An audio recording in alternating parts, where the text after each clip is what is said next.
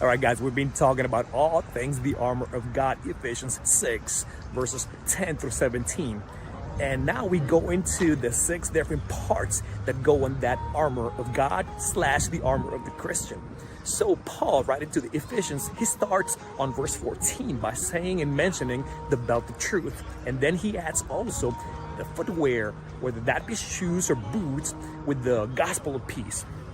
Then on verse 15, he adds the breastplate of righteousness. Verse 16, he talks about the shield of faith. And verse 17, to seal the deal, he adds the helmet of salvation and the sword of the Spirit. So I wanted to ask you something.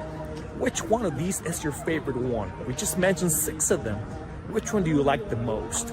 But I want to leave you with 2 thoughts. Number 1, if you notice, he mentioned every single body part that needs to be protected, that needs to be kept safe, which is also a key body part in a confrontation, an altercation, or combat. So it's pretty interesting because he covers pretty much every base. And now the second thing I want to share with you is simply a question. Actually, I'll give you some homework. Have you paid attention to the 6 parts that belong on this armor of God? Have you noticed how many of these are actual weapons? Some of these are for protection, defense, and maybe there's some other ones for attack, weapons. Which ones are those? There's a reason for that. There is a reason for that behind the meaning that Paul is trying to convey.